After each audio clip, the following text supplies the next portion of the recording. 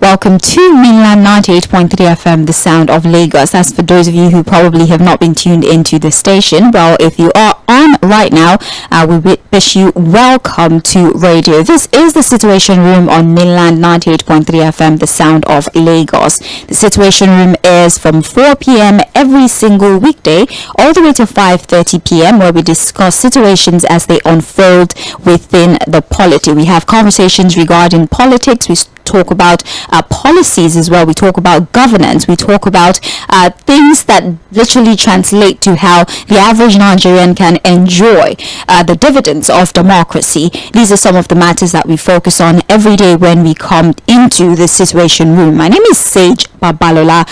For a couple of weeks now, practically since the start of the year, there's been a lot of conversations around controversy within the political landscape, the state of our economy, the state of our security, amongst other things, and we continue to highlight the problem. We talk about even the problems within the power sector more specifically, which happens to be the most recent controversy that is trailing the country at this time.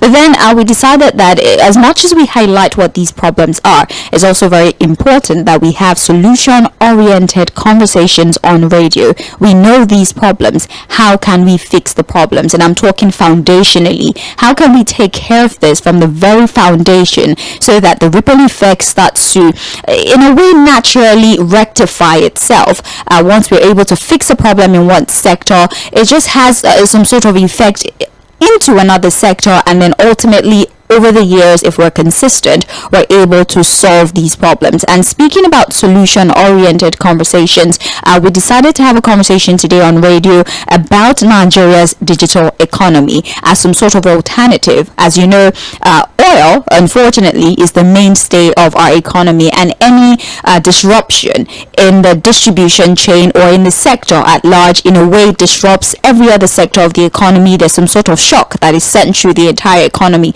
especially for Nigeria.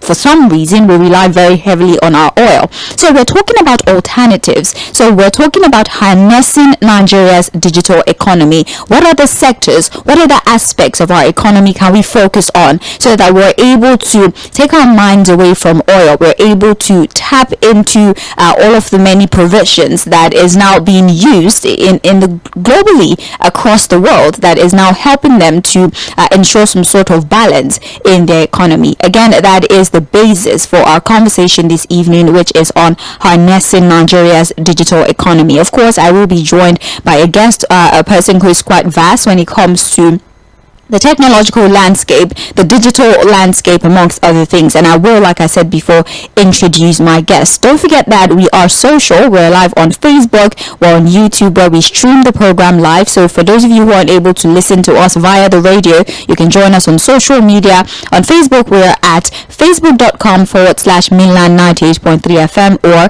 mainland 98.3 FM. Just search for the station and you can immediately connect with our live stream. The same thing for YouTube as well, mainland 98.3 FM.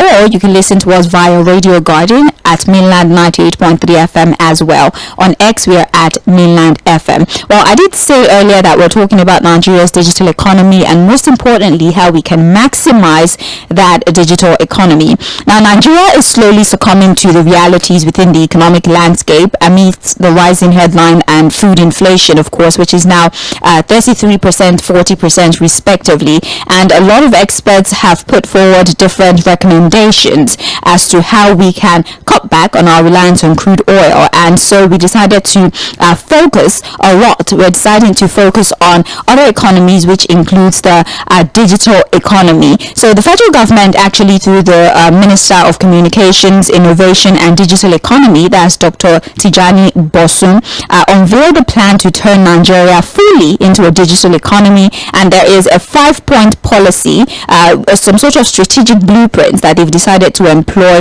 in doing this. Well, this evening in the Situation Room, we're going to be discussing how best to harness that economy, the plans of the federal government, and what this means for entrepreneurship in the country. And for that conversation, I have joining me virtually the team lead, Tech Cabal Insight, Amamchukwu Okafor. Good evening, sir. It's a pleasure to have you on radio. It's a pleasure to be here. Yes, thank you. Good evening. All right, so let's get into the conversation, and let's start from the beginning. In 2019-2020, during the COVID era, we saw that a lot of people were forced in a way to turn to technology. We realized alternative ways of doing things. For education, a lot of people started with e-learning. For businesses, a lot of people started having virtual meetings. A lot of people started maximizing the use of online spaces. Businesses were running, even despite the fact that we were unable to make physical contact, and that sort of like opened our eyes to the many things that we can achieve if we really tap into the technological space, if we really tap into an economy that is digitized. So I want you to sort of lay a foundation for us, Nigeria's positioning, Nigeria's progress, the epiphany that we've gotten about technology before we now move on to talking about how best to harness it. Thank you for having me this evening. From the preamble that you've said, it's clear to think of it as, necessity being the mother of invention. 2019-2020 was an interesting turning point for Nigeria and the rest of the world. We saw business shut down. We saw, people stay at home and all of that due to the pandemic. In no time, businesses began to rethink. We don't have to be physically present. How about remote working situation? How about working globally? I think that sort of set the tone for where we are today and where we're headed in the future. We've seen a lot of changes, a lot of consolidation in that direction. Towards a flexible and digitally inclined, digitally savvy working environment, a radical drive towards leveraging technology to efficiency. I think that's the direction. Interestingly, again, we saw last year, 2023, with Tijani becoming minister. Tijani has been at the forefront of technology innovation and advancement in Nigeria. We've seen what he's done so far as the minister. He's been really up and doing. I think yesterday they started a conversation, a workshop on national AI strategy. I think that there's a whole lot. We get to speak more to it as we continue. Yeah, indeed. Thank you very much for that particular foundation for the conversation. So let's just talk directly to the primary purpose of this conversation, which is how we can actually use technology to improve our economy, because technology is actually quite relevant, even if we're talking about politics, because we did try to digitize, our political endeavors. When it comes to security, there's been a lot of call for technology. When it comes to education, there's been a call for technology as well. So the ICT sector, as far back as 2022, right, it contributed about 18.44% to Nigeria's GDP, and activities in the information communications and technology sector also contributed some 16% to Nigeria's GDP in 2023. And we're talking about e-commerce spending that is projected to grow as much as $75 billion by 2025. All of this information is put forward by the MBS, the Bureau of Statistics. So these figures show some sort of prospect of how much we would be able to make if we really tap into technology. So I want to get your opinion as somebody who is within the tech space, that do you strongly believe that the digital economy can actually drive economic growth in the country? What possibility is there that tech can actually become the new mainstay of the Nigerian economy, if not even the African economy? If I speak theoretically, if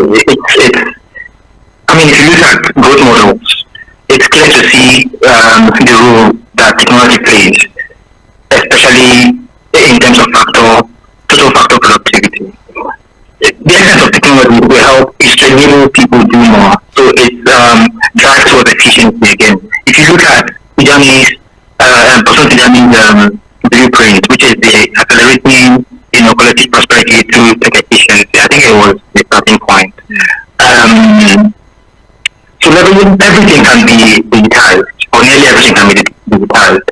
that drive towards, tech efficiency, technology inclination, and all of that is the future. Speaking to the numbers and whether or not,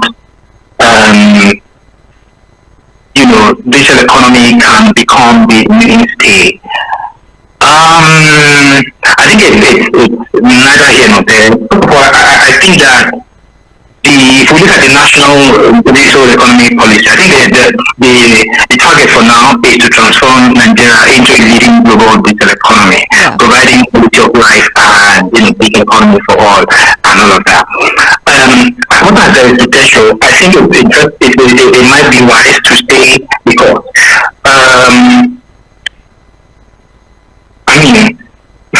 how should I say it now?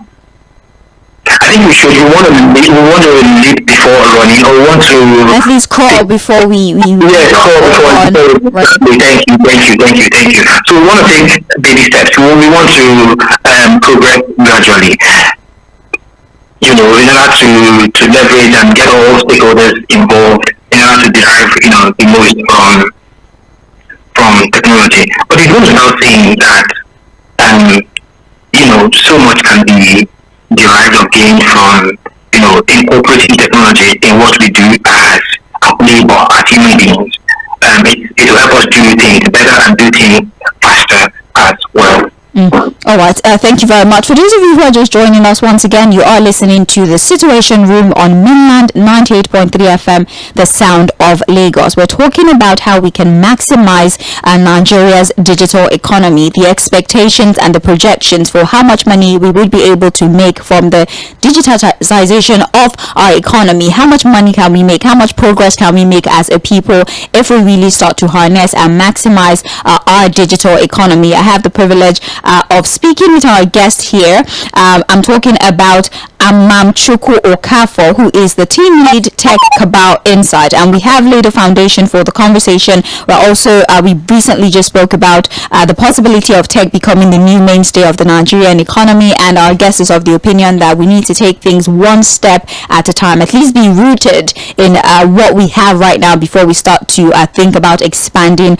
on that level. So now let's talk about some of the pillars of digital economy, and when I say pillars, I'm talking about, you've mentioned a few. According to what Bosun Tijani has said, we need the knowledge, we need policy, but then he has also highlighted something important like having a digital infrastructure. Do we even have the digital infrastructure to accommodate all of the ideas that we have when it comes to harnessing technology? For example, even internet, we're still having a problem with lagging internet access. For example, it's a lot of people in rural areas who don't even have access to the internet. They can't make phone calls, nothing like that. So what do we need to do, or how exactly do we factor in the fact that we have some sort of deficit in digital infrastructure as we're trying to really start to look at the digital landscape?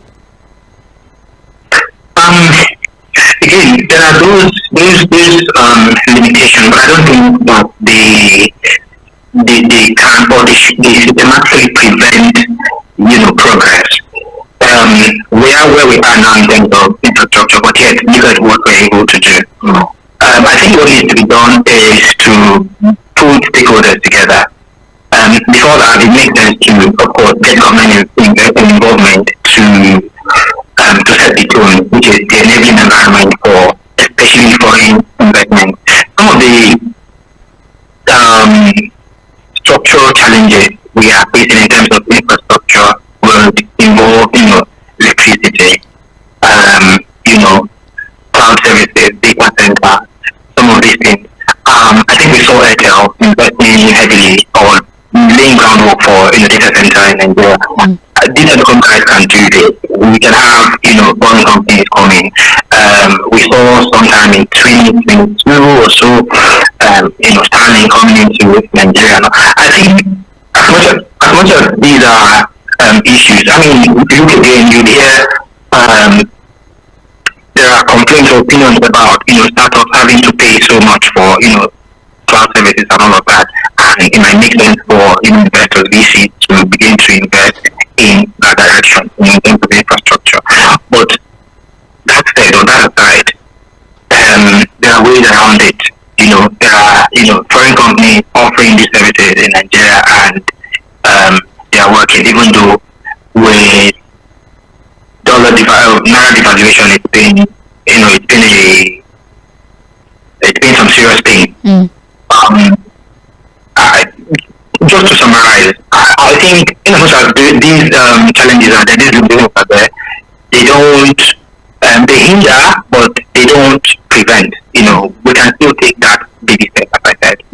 Well, speaking of challenges, just like you said, it's possible that these challenges are there. They can hinder, but it doesn't mean that it ultimately prevents us from still being able to harness the digital economy. So let's talk about a few other challenges. What are some of the key challenges that you think is hindering the growth of the digital economy in Nigeria? Things that you think might slow our pace, maybe not totally cut us off, but certain country-specific challenges that you think slows us down from really getting into that digital landscape? Essentially, we already mentioned one, which is infrastructure. Yeah. So clearly, it's a challenge. Another challenge I would point to would be digital literacy and digital literacy on one hand. On another hand, you could say tech talent and tech skills. You don't know that there is shortage of this talent until you're in need of one. It's really a hard problem for startup founders to get software developers, for instance. The ministry is doing a lot to train their talent, but there's the issue of brain drain or desktop migration. You see in Nigeria here, these talents that have been trained here in Nigeria, and then they are working for for Google, for Meta, for the likes of them. That's a serious challenge. Another challenge would be investment. If you look at the numbers, really impressive, in the optics. For instance, Q1 just ended, and I don't know if you read our State of Tech report where we said African-wide $466 million was raised by African startups. Nigeria got Nigeria always gets significant portion of that. I think about 5%, around about 160 million this time. That looks like some good money. But listen to its founders speak. Look to shutdown cases. How many startups shut down, and ask them what the challenges are. You get to hear funding as a problem and all of that. So I think investment is a serious one as well. So some of the combination of these factors and more are some of the key challenges that hinder progress. All right, so let's now talk a little bit about these startups. E-commerce, for example, it's an exemplary testament to the digital economy's influence. We had a lot of, Nigerian entrepreneurs who leveraged online platforms. They even started to break barriers. You could see a Nigerian would upload their products online, and somebody in the United States, in the United Kingdom, would want the product and ask for it. It could be shipped to them. Fintech, for example, it allowed for, financial inclusion. You could be online and pay. They're just different channels through which payments could be made. So e-commerce, fintech, for example, these are great examples of how wonderful it would be to really tap into digital economy. So these startup businesses, what role do you think that they would actually play in us achieving our goal of harnessing the digital economy? And I know that you've highlighted earlier the fact that funding, for example, is a problem for some of these startups, but there are some unicorns, let's call them that, Nigerian startups. It's just, we're on radio, I'm not necessarily allowed to mention brands, but there are a lot of startups that are worth billions in dollars at this time, and they're in a way domiciled in Nigeria. So what kind of encouragement can we provide to these startups, first of all, and what role do you think that they're going to play in helping us attain our plan for digitalization of our economy? I think fintech is already doing fantastically well. I mean, it's not to say that all the gaps are closed. There's still a lot of gaps in terms of digital financial inclusion. I think there's so much that fintech can do. I think that fintech should move towards remote areas they should move away from Lagos and go to, I don't know, Borno or one remote village where I'm from, and try to get those local women, those petty traders, and get them included in digital financial services. Currently, I think we're about, I don't know, about 59% or so in terms of digital financial inclusion. I think that can be better. But I would want to speak more on e-commerce and probably also dragging logistics into that. I think we are yet to scratch the surface in terms of e-commerce. A major barrier for e-commerce is logistics. You know how it is in Nigeria. Logistics business is still, I would say, at micro level. The Okada riders, dispatch riders trying to do micro delivery and last mile delivery. I think it's a whole lot that needs to be done, especially in the light of FCFTA. We need to think of ways to integrate, to connect African communities, to integrate Africa, such that you can sit here and place an order in Zimbabwe and get it delivered. In Nigeria, you make payment, seamless payment, and you get shipped out to you at reasonable cost, not at preposterous cost. When the cost exceeds the item you're buying, then you make no sense. So I think when you start thinking in that direction, there are thoughts that I'm thinking that are working in that direction. I prepared not to mention names. I could give you two of them actually that are trying to integrate payments using blockchain technology and a logistics startup doing fantastically well as well, raising funds and trying to integrate communities. I think there's a whole lot that can be done in that regard, so that e-commerce can really be what it should be in Nigeria and in Africa. Well, we've spoken earlier, or at least insinuated earlier, that knowledge is a problem. It's not a lot of people that are in tune with this wave, this change that is happening. A lot of us are still maybe obsessed with the way of old, and we're unaware that there is technology available now that is supposed to make your life easier. Aside from the ease that technology provides, it just in a way exposes individuals, exposes businesses, takes them away from their locality, amongst other things. So digital literacy is a problem. Unfortunately, those who have graduated from school years ago, they used a curriculum that is at this moment somewhat irrelevant to the reality, although it's a lot of schools now that are incorporating courses on technology into the new curriculum. So there is, as much as within the urban centers there is now an openness or an acceptance of technology, but we still have our parents, for example, that will say, I'm not going to put my information online, I don't trust the website. What if they're going to take my information? Although we're still going to talk about data protection as we move along, but for the sake of this particular question, how exactly can we promote digital literacy so that there's widespread participation in the digital economy and we could have more people actually pay attention to this sector if it's something we're going to use to improve our economy in the long run? I think I'll start by saying reorientation should not be a forced process. It should be a gradual process. So it's not something that you want to set a timeline to. You could set a timeline for yourself, to achieve. For instance, the National Digital Literacy Framework has a timeline or target, I would say, has a target to achieve 95% digital literacy by 2030 and 7% before 2030, 70% by 2027.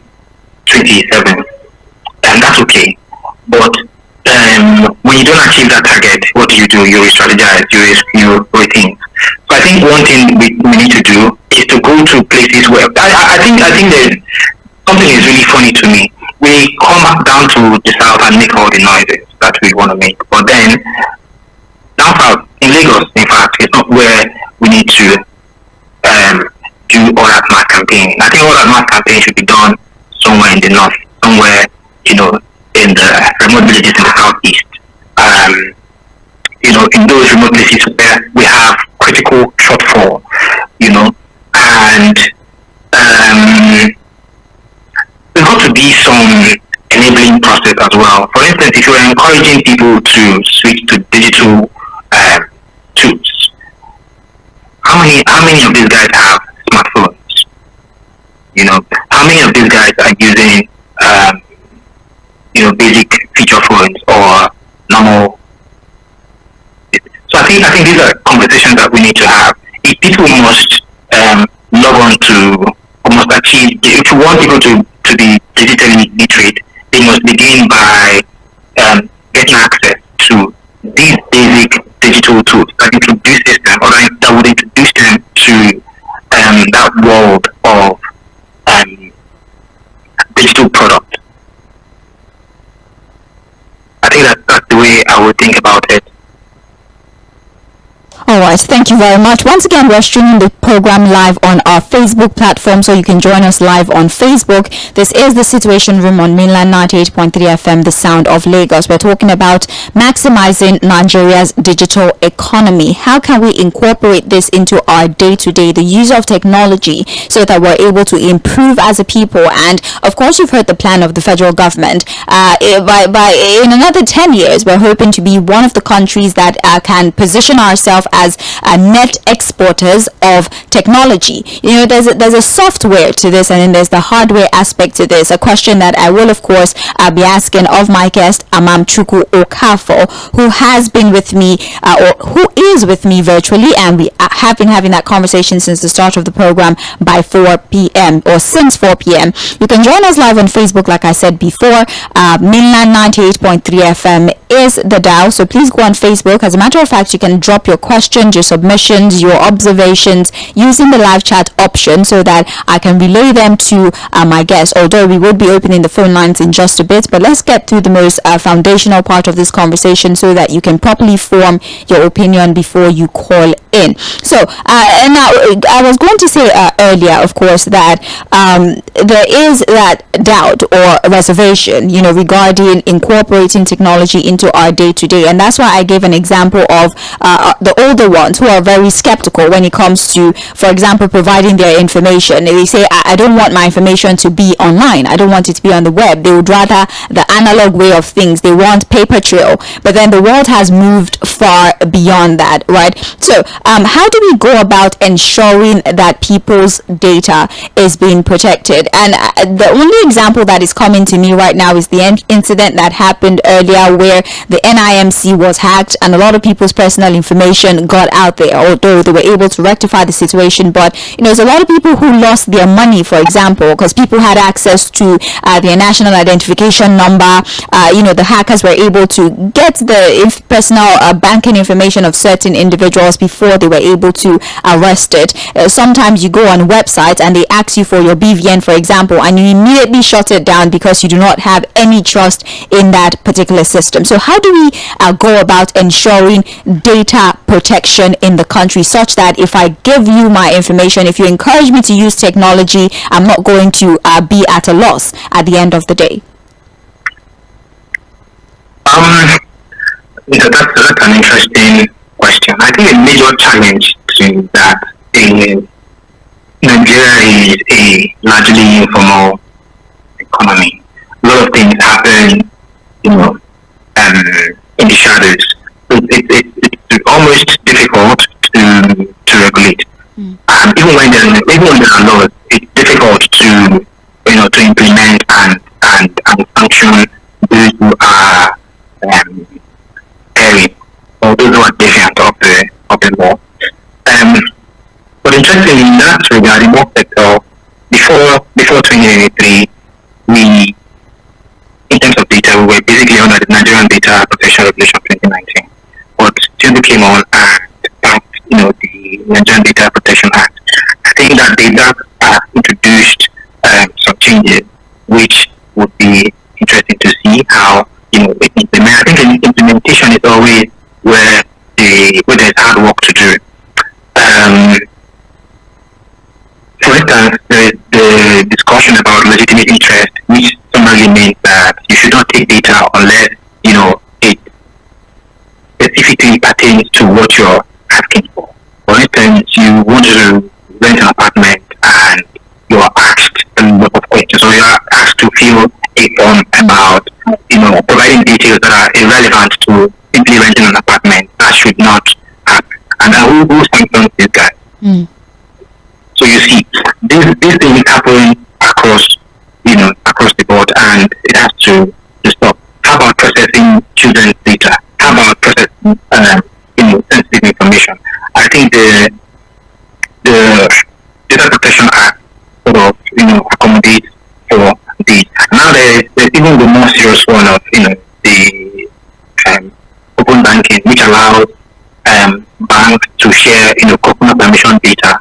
So the open banking regulation also addresses that, which is setting the guideline for how banks can share, customer data. But every now and then I still get funny messages from different numbers, but then I wonder where they got my number from. These are unpermissioned, sharing of data, even though at the end of every form that you fill, you click or you don't click that your data should be shared and all of that, but yet you fill a form innocently and you get a funny message from a different vendor that you are sure we did not subscribe to. This thing still happens, and I think we need to have an implementation committee. There's a data protection committee as well now under the Data Protection Act. There's a whole lot to be done in terms of ensuring compliance to these laws. All right. So how then do you think the government can, in a way, thank you for bringing up the act, by the way, but then how can we facilitate collaboration between traditional industries and the digital economy in Nigeria? Because you did say that we operate a largely informal sector, and that is just the truth. The informal sector mostly, dominates the economy of the country. The woman who sells pepper by the roadside doesn't know that she could have, for example, an Instagram account and post her goods, and somebody could order from her page and a dispatch rider brings it to her house. It's a concept that is true. She doesn't think that it's a concept that is necessary. A colleague of mine was talking about your car breaks down on the road. There should be something like an app, for example, where you could search mechanics near me, and in 5 minutes there's a mechanic that agrees and is there to fix your car. So how can we find some sort of synergy between the traditional industry or the informal sector, for the sake of this conversation, and our digital economy in the country? To be frank, there are those services. The mechanic near me, but I think the main issue is, and we're still very used to what we see. Seeing is believing. We have a history of fraudulent activity, right. So you want to work with what you're seeing.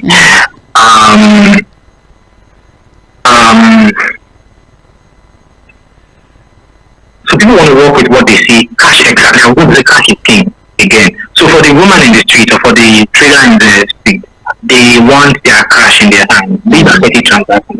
So they want to go home and count their bill. They can count their naira and then go back to the market and restock and all of that.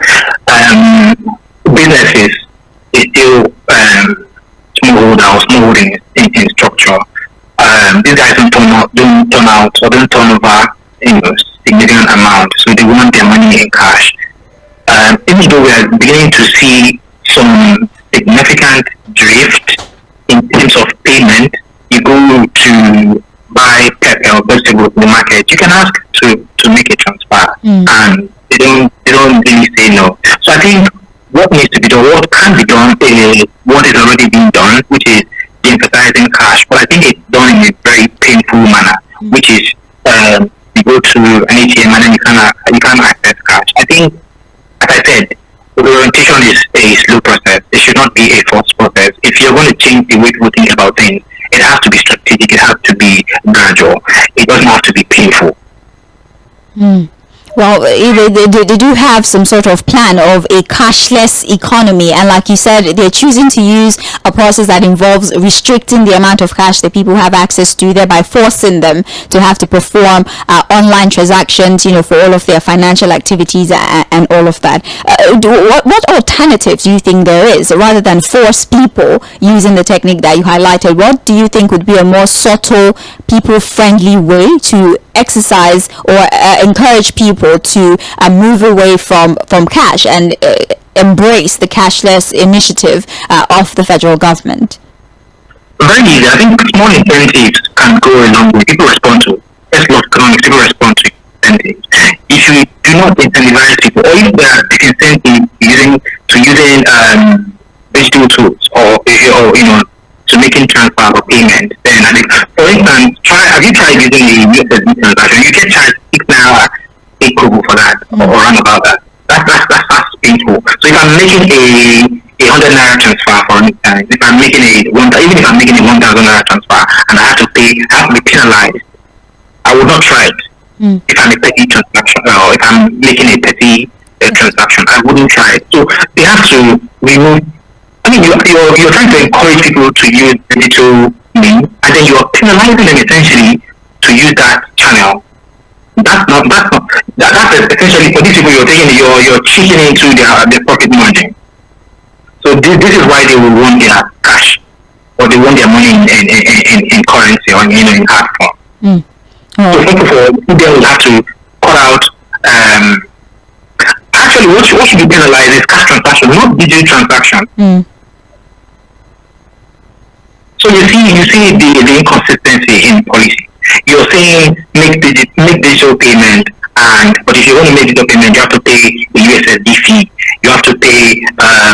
You make transfer, you get. I mean, even though there's interoperable transactions, but yes, it's still fine. You still pay money. If I want to make a transfer to somebody who uses a different bank than I do, I pay. I think 10 or 15 naira, around about that. So I think these disincentives should be taken out. So charges should apply when you're withdrawing money, when you're withdrawing cash, not when you're making digital payment or digital transfer.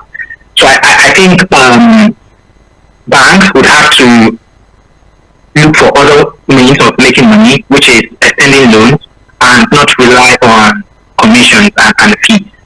That's the way I think about it. All right, thank you very much. I appreciate the recommendation. Let's talk a little bit about cybersecurity, and the banks are the perfect example. Although I don't think of late we've heard any bank that has been a victim of a cyber attack or ransomware or whatever the case may be. But these things happen. Cybersecurity is a primary challenge when it comes to embracing the digitization of the economy. A lot of people, like I said before, it still goes back to the trust deficits that a large amount of people still have in that particular system. So for cybersecurity, are we there yet? Do we have what it takes in terms of human capital, in terms of software, in terms of hardware? Do we have what it takes to really establish ourselves when it comes to cybersecurity, to protect information, to protect those who trust establishments that use technology with their information? How can we go about protecting systems, networks and programs from being hacked, so that more people are encouraged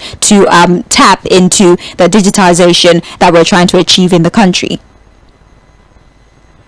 Frankly speaking, it's a big issue. It's a really big one in Nigeria. In 2023, as of Q2 2023, an FITC reported that 24 banks lost 5.7 billion to fraud. Wow. And by August 2023, another Nairametrics report said that it jumped to 9.5 billion. Now, look at, I think there's another report also that says Access Bank alone lost about, I think 5.4 billion naira in 6 months or so. So it's really a big problem.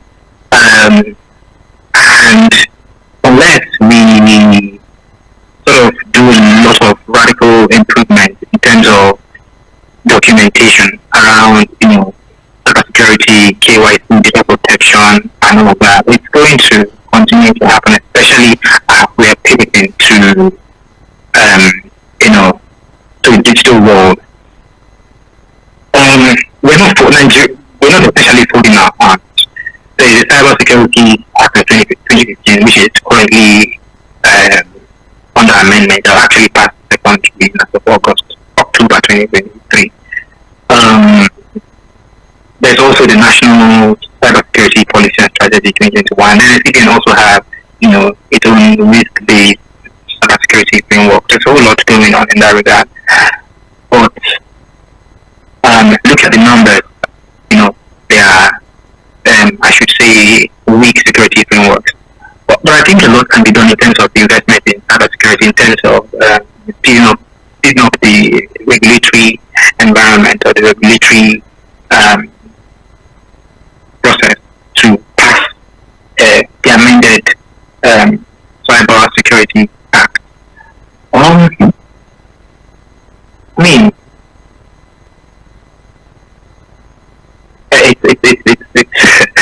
It's not impressive, frankly speaking. I mean, if businesses would lose $5.7 billion to fraud, it's not good at all. Okay, so aside from that challenge which is there, and like you said, we're not exactly folding our arms, and by we I don't mean me, because I'm not necessarily within that particular sector, but all of those who are very tech savvy, who are working together. Of course, everyone should have a level of digital literacy. It's important, because whether or not we like it, the world is moving really, really fast, and you're going to have to get in tune with technology, whether you like it or not. If you want to, or we're more concerned about politics and internal wranglings within political parties, but even the electoral process, the leadership selection process, we invested a lot of money to incorporate technology into that process, which was supposed to eliminate human interference of some kind. Even in education, people can be in Nigeria and they are taking a course from a university that is outside the country. Even businesses, you can be at home and order something and have it delivered to you. These are the manifestations of the technological changes that are happening in the country. And I'm using that intro to usher us into the question of digital economy, job creation. What sort of job opportunities are there? Because the plan, the objective, the aim of allowing for technology to really hold its place within the Nigerian economy so that we're able to engage more people. And just like you said, Bosun Tijani, for example, they're working on an initiative that will train at least 1 to 3 million young people to understand tech, and they're able to use it to get jobs that actually pay well. They're able to work remotely. They're able to work with international organizations whilst still residing in Nigeria. So what are the sort of job opportunities that are available? How much reduction in unemployment are we going to see if we really start to harness our digital economy? Interesting question. Again, as we mentioned in the beginning, that technology essentially acts as a catalyst. So if we go fully digital, we are able to do more at least cost. In terms of job creation, we can think about it very quickly. I mean, many years ago, it used to be the traditional banks that are present in Nigeria, First Bank and the others. Sorry to mention. No, it's okay. You know what I mean? There used to be the traditional bank. Now we have. I mean, I can't count on the fingers of my two hands the number of fintech startups that we have, the number of tech startups, logistics, ad tech, edtech, and these startups are employing young people across the country. So the opportunities are endless, and more people are also able to sit in Nigeria and work for firms across Africa, globally, and all of that. I think there's no telling how much. And now with the minister's initiative, which is the 3MTT, 3 million tech talent, I mean, we can already see. I think there's also another initiative on, I don't know what it's the AI strategy or something, where the target was to create about 50,000 jobs. business process outsourcing is also another segment to look at. I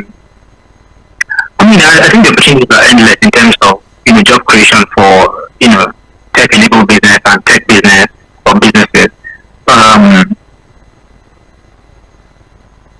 Again, if you look at how these tech startups are, you would find that they are the base of creativity. Well, I didn't even mention the creative sector, which is the fashion industry, the music industry, streaming platforms, and all of that. The opportunities are endless in terms of job creation through technology, innovation, and digital economy at large. Okay, so let's talk about investment. Aside from our local investment into the sector, of which, truth be told, it's barely enough. But like you said, at least let's crawl first before we start to work and ultimately start to run. But at this moment, it's barely enough. We're barely scratching the surface, and we might have to start looking for foreign investment because, I dare say that we have a beautiful amount of human capital when it comes to technology. Even in foreign countries, when you see the team, the tech team of those who come up with new innovation, there's always an African, there's always a Nigerian in there. There's a lot of Nigerians that have come up with beautiful innovations using technology, right? And so it's not a deficit of human capital. We have that. It's just that unfortunately they're unable to harness that ability. So because of a lack of investment into that particular sector. So how do you think we can bring in or encourage foreign investment, and what role do you think it will play in driving the growth of digital economy in the country? And I emphasize on encouraging foreign investment because you know how it is right now. It's not a lot of people that are willing to put their money into Africa or Nigeria against the backdrop of all the many underlying problems that we have or we're dealing with at this time. So how best can we convince them that we are worth the investment and we have a lot to offer as a reward of some kind for the money that we're asking you to invest into that sector in our country? That's an interesting question. How do I put this now?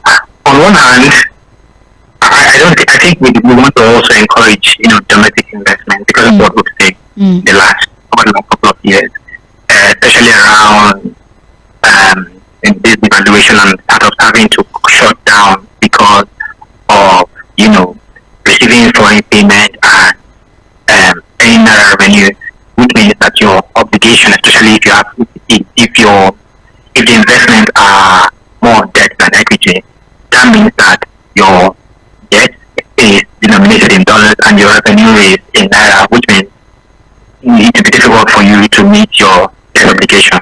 That's essentially equal to you running into trouble. So in that sense, it would be great to see it would be great to see more domestic investment in naira progress, essentially, so that and investment from people who also understand the geography, the nitty-gritty of investing in Nigeria, and doing business in Nigeria, so that they can have more patience than traditional foreign VCs would. That's on one hand. On another hand, I think that so far, especially as much as tech startup is concerned, most of the investment that we've seen are foreign money coming from outside of Nigeria into Nigeria and the rest of Africa. The challenge is for these investors is how do they? Anybody putting money, you intend to get returns for it. So the issue is how do they get their money back, especially with naira devaluation and startups, fees are shutting down. That means your money is hanging. That means chances are that you don't get, most of your money. VCs argue that, of 10 investment, if they can get returns on 3, they'll be better off. But if they can get investment, if they can get returns on most or all of them, that would not be bad as well. So to, I think at the policy level, we want to ramp up effort in terms of stabilizing the naira. It is important that investors see stability so that $1 equals 1,000 naira today would not be $1 equal 2,000 naira tomorrow. That is hard.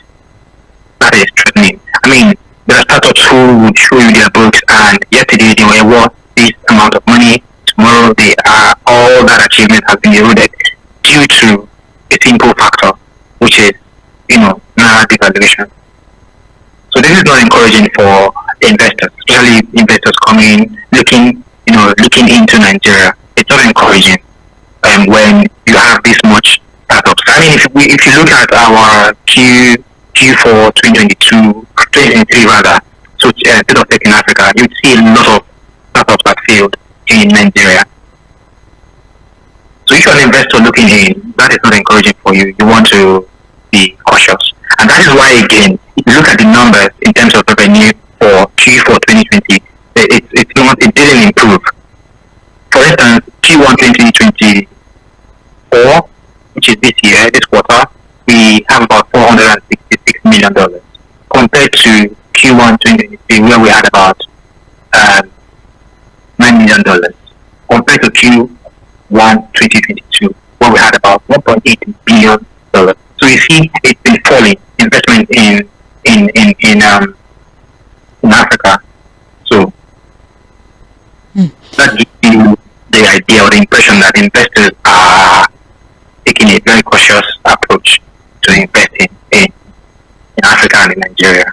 Right. So if you think we're able to deal with all of these challenges, for example, we would see a reduction in the amount of people who are leaving Nigeria. The brain drain is what I'm referencing across different sectors, the medical sector, tech, for example. I mean, there was a time where there was a lot of problems with banking, and the information we got was that a lot of people who were in charge of tech had left the country. They had relocated. So a lot of banks were struggling. A lot of businesses that relied heavily on tech were struggling as well, because all of their hands, all of their human capital resources had left the country. So you believe that it's because the environment is not necessarily conducive or allows them the opportunity to express their skill set, is why we might be seeing a manifestation of such brain drain, especially within the tech landscape. I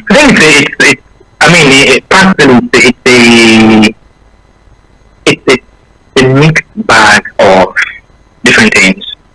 But if I would speak from the theoretical point of view, there's what we call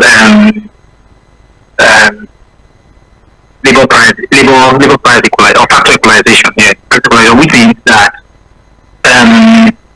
factor, which is labor, will move to where it gets paid the most, and over time, due to that phenomenon which we call factor price equalization, the wages across board would equalize, or at least would near each other. Essentially, I'm saying that as more people migrate due to, for whatever reason, to climes where they feel that their skill set or their skills are better appreciated, there's going to be some gaps here for those who have the same skills and are choosing to stay. Over time, they're going to. We are seeing that. We are seeing talent and skills get repriced. It's not really open, but if you ask questions around, you get to discover, because especially because we don't keep data. But if you do some, should I say, like on the ground, a survey of some kind? Yeah, like a survey of some kind of on the ground, informal, question, you would find that talent and skills are getting repriced in Nigeria. For instance, I don't think that the average bank still pay people, or even what they call the contract staff. I don't think they still pay contract staff 50,000 anymore. I think that has been adjusted. I think tech talent especially are also getting some fair appreciation in terms of the remuneration they get for their work. But again, I think that in order to moderate that, there is got to be serious competition or that repricing or talent. For instance, nobody would want to work here in Nigeria or work for any company where they pay you something that you know that you can get better for elsewhere. You're going to be tempted to want to move either physically or you move virtually, which is desktop migration. Right. So I think Thank you very much. We're going to have to let you go very briefly because we have commercials coming up and we also have the headline news at 5 p.m. But for those of you who have been following us or for those of you who joined midway, the conversation is around maximizing Nigeria's digital economy. In fact, there are insinuations that technology can be the new or maybe the new mainstay of the Nigerian economy. I have been talking with Amamchukwu Okafor, who's the team lead Tech Cabal Insight. We're going to go on a brief break, of course. We'll take the headline news, take a few commercials. We'll come back. We'll open the phone line so that we can hear contributions, suggestions from you, the listeners, maybe even those of you who are in the tech space and want to highlight what your challenges have been and even maybe prefer solutions to some of these challenges. We'll be more than happy to get your insight on the program. Also, there's a situation happening in Abuja and we are lucky enough to have somebody foot or boots on the ground, and we might be able to connect with them and also provide you with that information. So stick around. It's still going to be packed even if we're almost at the tail end of the program. My name is Sage Babalola. You're still on to the Situation Room on Mainland 98.3 FM. The headline news is next. We will be right back. Don't go anywhere.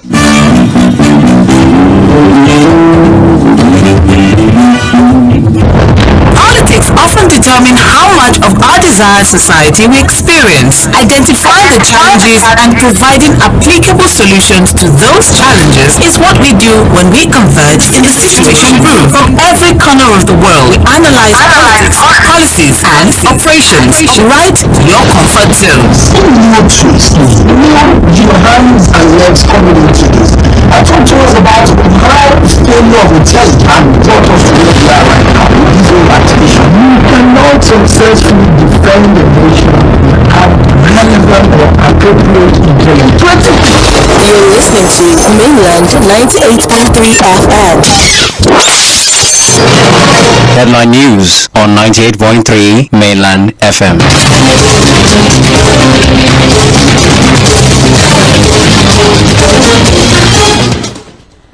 Good evening. Headline news on Mainland 98.3 FM. My name is Omobola Sandra. Governor Adeleke approves bill to create new logo for Osun State. Ganduje's trial stalled over inability to serve criminal charges. Court fixes May 20 to rule on Nnamdi Kanu's application seeking transfer from DSS custody. In entertainment, Cubana Chief Priest pleads not guilty to Naira abuse charge. Granted bail to the tune of 10 million naira. In business, International Monetary Fund predicts Russian economic growth to surpass all advanced economies.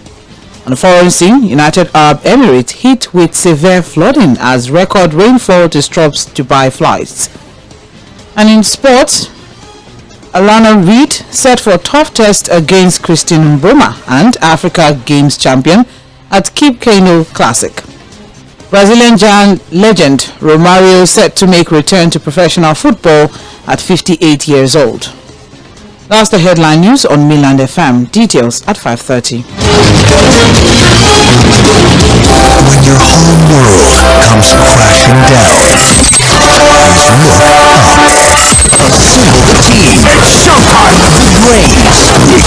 What'd you have for breakfast? We are the sound of Lagos, and this is Mainland 98.3 FM. Couldn't see that coming, Unified watership cement and confirm. Number one waterproof cement for Nigeria. WG cement for water love areas. Number one waterproof cement for Nigeria. Unified watership cement number one. Unified waterproof cement good full start for water wahala. With Unified watership cement water. For Tanjamu house, for Foundation and basement to God. Ogbonge cement, the water warriors. Samaran water drops in it for Naija. Comfort, cement. Build our fast water ships in nation confirm. Put full stop for water wahala. To cook correct food, they always give me joy. That's why anytime when they cook like this, I dey always season am with no cubes. Come add correct vegetables inside. Ugu, tatashe, shombowo, onions. No one wey I no dey put. Na im make my pikin dem dey always enjoy my cooking. Daddy, I never will I want more. You see, all your food with correct vegetables. Come season am with no cubes for that ogbonge delicious taste. Today, chop better. Build a fine water shoot cement and confirm. Number one waterproof cement for Naija. Ogbonge cement for waterlogged areas. Number one waterproof cement for Naija. Build a fine water shoot cement. Number one. Build a fine waterproof cement. Put full stop for water wahala. With Lafayette water shoot cement. Water to collect. Down the house. Foundation and basement to God. Ogbonge cement, the water warriors. Samaran water drops in it for Naija. Comfort, cement. Build our fast water ships in nation confirm. Put full stop for water wahala. Who takes a plate of jollof rice to the next level of goodness? Is it when it is cooked with non-sizzling cubes for that sumptuous taste? Or when you serve it with correct Nigerian salad, cabbage, carrot, lettuce, and a bit of kidney beans? It's both. Season your jollof with the rich taste of no cubes and serve with plenty of vegetables. So, go ahead and elevate your meals. Today, eat for good. Build a fine water shoot cement and confirm. Number one waterproof cement for Naija. Ogbonge cement for waterlogged areas. Number one waterproof cement for Naija. Build a fine water shoot cement. Number one. Build a fine waterproof cement. Put full stop for water wahala. With Lafayette water shoot cement. Water to collect. Down the house. Foundation and basement to God. Ogbonge cement, the water warriors. Samaran water drops in it for Naija. Comfort, cement. Build our fast water ships in nation confirm. Put full stop for water wahala. You're listening to Mainland 98.3 FM. Things seem anxious and uncertain. I understand the hardship and the faith.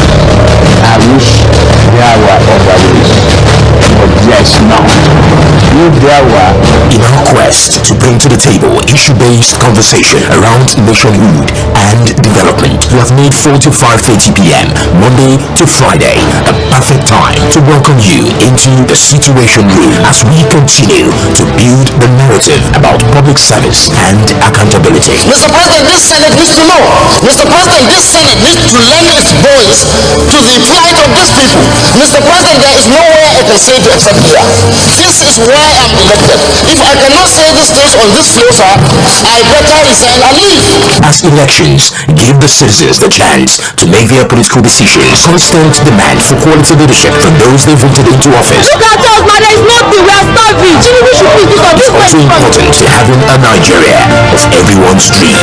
Join Obayemi Akinyode as it takes to task seasoned analysts, opinion makers, business professionals, and politicians on issues around politics, policies, governance, and leadership. Every Monday to Friday from 4 to 5:30 p.m. on your super dial, Mainland 98.3 FM will welcome you your minutes as we discuss the situations.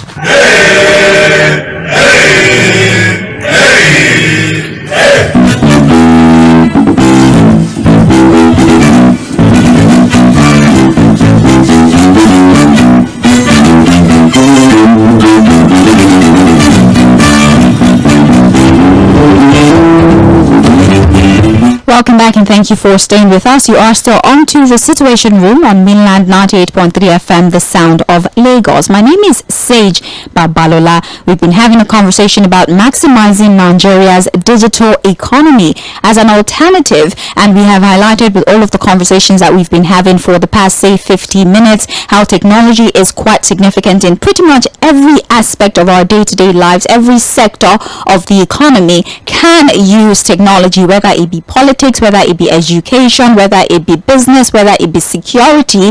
It is important for us to start to embrace technology. Digital literacy as a point of concern for us in the country is something that we need to focus on. We've had conversations about, the possibility of tech becoming almost as profiting as oil is for the nation at this time. We've spoken about how we need it for digital, for some sort of economic growth in the country. Digital literacy, like I said before, fintech, e-commerce, all of these things and their significance to our overall growth as a country are some of the aspects that we're trying to focus on with the conversations that we've had so far. In some 10 minutes we'll leave the studio, but then we have our guest back with us virtually, and we want to round off this conversation by talking about the projection that we have for Nigeria within the digital landscape. We know the resources available to us right this very moment. If we do permutations and estimations, what expectations do we have when it comes to tech and all of the things it can provide for us in the long term? That is the conversation we would have as we slowly round things off this evening in the Situation Room. My guest, of course, is the team lead, Tech Cabal Insights. His name is Amamchukwu Okafor. Welcome back, sir. Thank you for staying on the line. Thank you. Happy to be here. Yes. Okay. So, like I said, our final conversation for this evening will be around the long-term projection for Nigeria within the digital landscape. How optimistic are you? What sort of hopes do you have regarding technology, digitization of the economy? How well do you think is going to help to reshape our future, our economic future moving forward? And I'm talking in the long term. First of all, let us look at the National Digital Economy Policy and Strategy. I think in that document, the goal is simple, which is to transform Nigeria into a global digital economy.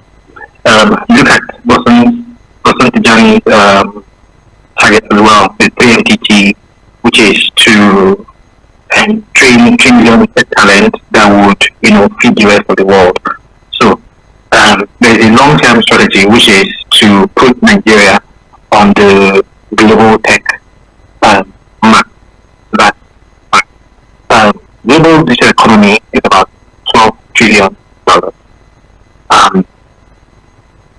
In national accounting, we are still looking at ICT. It's not the broader ICM digital economy that encompasses other aspects of digital economy. Maybe we want to expand that aspect of national accounting. If you look at ICT in the national accounting, it contributes about 15. You talked about 15.7% of GDP. Of that percentage, 14% is contributed by telecom sector, followed by broadcasting and others. We want to see that change. We want to see a broader measure for the digital economy beyond what it captures: telecom, broadcasting, sound recording, music, and all of that. We want to see other. That will be tricky in a bit because, as I said, tech is almost rooted in everything. How do you isolate, fintech and tech and edutech and all of that? But we want to have. It would be interesting to measure the size of digital economy to see how it's performing in Nigeria. That aside, we want to also look at in documents to look at, or we want to look at the national digital literacy framework. It says 70% by 2027 and 5% by 2030. Where are we today? What is in the works to get us there? We mentioned cybersecurity and the losses. We talked about all these things. So, in terms of strategic direction, yesterday and today, I think there's that initiative, the AI initiative, or the workshop going on. In terms of what I see, looking at the Ministry of Communication, Information and Technology, I think there's a whole lot going on in that space. NIDA also is another sister agency that is also up and doing, trying to close some of the gaps. I think that I am optimistic about the future in terms of what tech is doing today and what tech can do tomorrow. I think the sector needs more financing, more investment, whether local, whether foreign, to push the boundary. There's a whole lot that young people are doing. There's a whole lot that young people can do. They just need that environment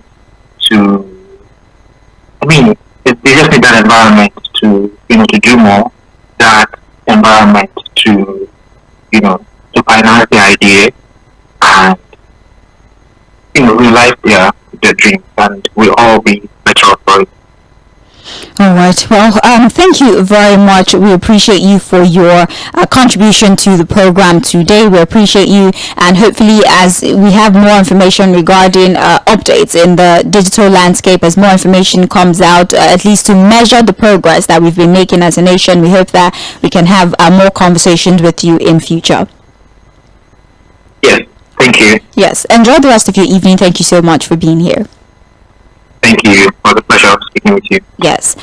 All right. Well, that's that for that particular conversation. We would like to hear from you. Everything that you've heard, the prospect for technology, how even you as a business owner in the informal sector can very well use technology to push your business out there. International communities can become your biggest patronizers. You can be very well in Nigeria, some market in Nigeria, and somebody in the United States is interested in your business. How we can use technology, how we can allow for financial inclusion, how we can include those in the rural area so they can participate, how we can use technology to minimize the human interference in certain aspects of our day-to-day, maybe even minimize corruption to a large extent, our security, how we're able to minimize the amount of casualties that we have, such that we're able to have better intelligence gathering, etc., etc. All of these are the benefits that embracing technology, embracing a digital economy presents to us as a people. Now, earlier I did say that it's possible that we do something very briefly before we open the phone lines, and this is with the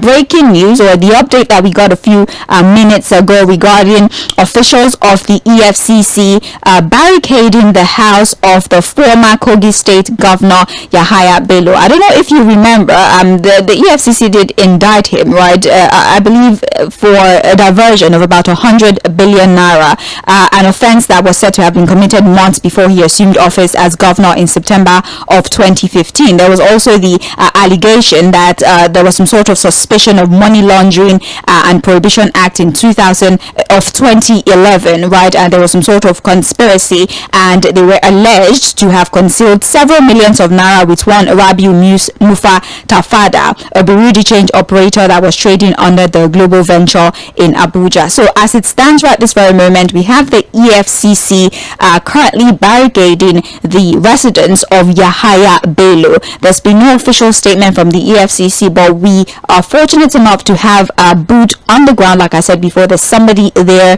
in Abuja right now, and I'm trying to connect with said individual so that they can give us first-hand account of what is happening at the residence of Yahaya Bello, the ex-governor of Kogi State, and if the EFCC has said anything regarding their decision to actually go to his residence as opposed to inviting him for questioning. And also, maybe he has been invited. We would like to get first-hand information regarding that if I'm able to successfully connect with our correspondent that is on ground there at this moment. But whilst we're waiting for that to happen, we'd like to open the phone lines and make you know that we can take contribution at this time. If you would like to participate in the conversation of technology and all of the many prospects that you think is going to have for us as a nation, you can very well call the studio line 0913 6000 at 0913 6000 410. You can also send us a text message or a WhatsApp message. We have that line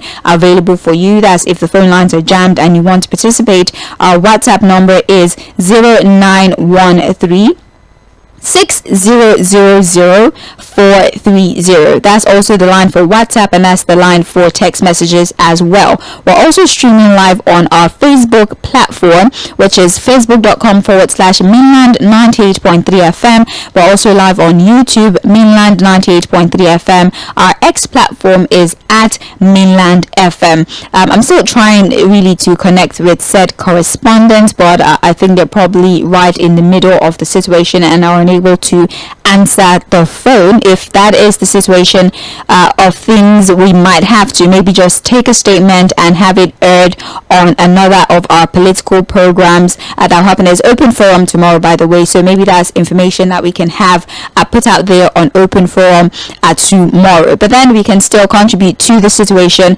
that we have right now, which is harnessing our digital economy and how we can maximize all the many benefits that particular aspect of our economy has to offer. I see messages on Facebook, but these messages are not necessarily relevant to the conversation that we're having right now. So let's just go on a break. All right, let's go on a break. When we come back, I really hope that we're able to connect, and if not, we'll just go to taking submissions and call it a wrap on today's episode of the Situation Room. My name is Sage Babalola. You're still on to mainland 98.3 FM, the sound of Lagos.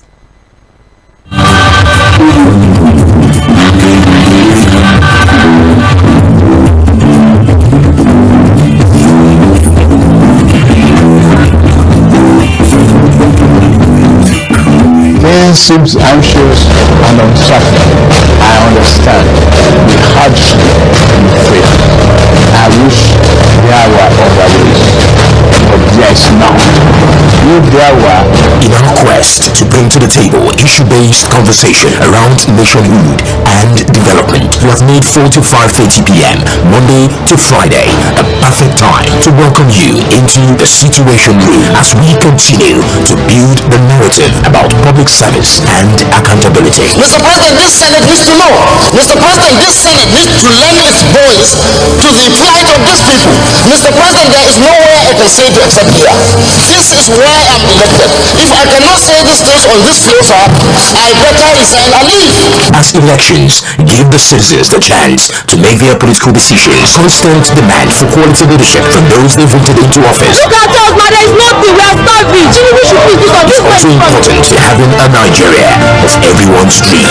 Join Obayemi Akinyode as it takes to task seasoned analysts, opinion makers, business professionals, and politicians on issues around politics, policies, governance, and leadership. Every Monday to Friday from 4 to 5:30 p.m. on your super dial, mainland 98.3 FM will welcome you your next as we discuss the situations. You're listening to Mainland 98.3 FM.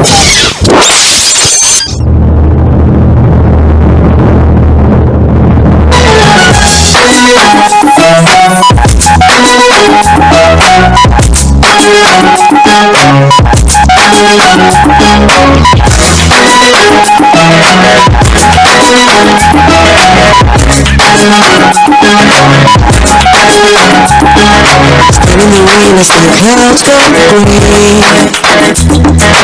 From the rose and seasons just beginning. Sunlight it hides as the clouds make green. Pouring out my blessings, will not be afraid. I see it now, I understand, I know, so I embrace it. Dance in the rain, it's for my seed to grow. Every prayer, every seed I sow, Lord of the harvest knows I'm looking back 100-fold. The land is green, it's green, oh, oh. The land is green, it's green at your feet. The harvest is ready, the Lord of the harvest told me so. It's green for me. It's green for me. Standing alone can be heavy load. And the walls I won't be breaking, though my heart is aching. I got a word and I won't let go. It's your will I'm seeking, so I keep on believing. I see it now, I understand, I know, so I embrace it. Dance once again, it's time for me to grow. Every prayer, every tear I've shown, Lord of the harvest knows I'm leaving joy 100-fold. The land is green, it's green, oh, oh. The land is green, it's green at your feet. The harvest is ready, the Lord of the harvest told me so. It's green for me. I thought it was over, thought you were done with me, but we're just beginning. Whoa, my life is a journey. I will walk with you, I will go where you want me to. Yes, I will go. Come on. Yeah.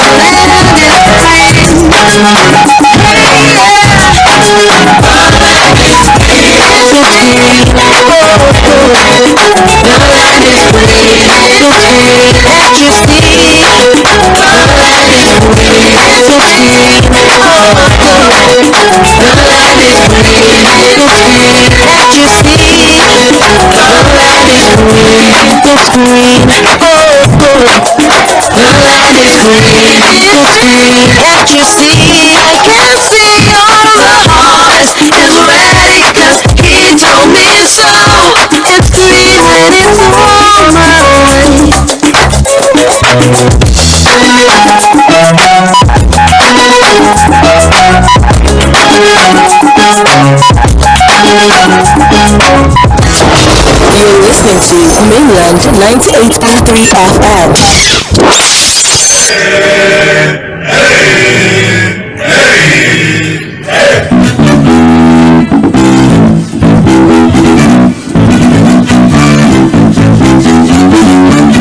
Welcome back. Apologies for keeping you on the line that long. Well, unfortunately, we were unable to connect with our correspondent. We tried really hard to do that, but these things happen sometimes. But like I said before, whatever information there is regarding that whole situation with the ex-Kogi governor Yahaya Bello, the EFCC barricading his residence, etc., it's information that we could very much gather and then air on another program of ours on radio, as we always bring to you different conversations that speak to politics, that speak to policies, that speak to our economy, that speaks to security, education, whatever it is you're looking for in terms of analysis, in terms of information. I can assure you that Mainland FM is very capable of providing you with all of those. Well, we're going to have to call it a wrap on this note. Thank you to everyone who joined us. We can really hope that to a large extent you have been educated about another sector of our economy. And I know that sometimes all of this information might seem alien, might seem foreign to a number of people because they don't have maybe foundational knowledge about these things. They are largely unaware about these things, but that is another important objective of radio, introducing you to all of the many changes that are happening in the world and how it directly or indirectly impacts us as Africans and as Nigerians. So I can only, like I said before, hope that this conversation was able to open your mind a little bit to the conversation around technology, our digital economy, and how much money, how much resources there is for us to make, and also all of the initiative of the Minister of Communications, Innovations and Digital Economy, Dr. Bosun Tijani, the plan of the federal government to make at least 3 million individuals, young people, become technically literate so that they're able to provide jobs for themselves, widen the bracket of entrepreneurship that we have in the country, mostly from the comfort of your home. We can have international trade while still being in Nigeria, and maybe even find a way to minimize the brain drain that we're seeing in the country, where you don't even have to leave the country to work with international brands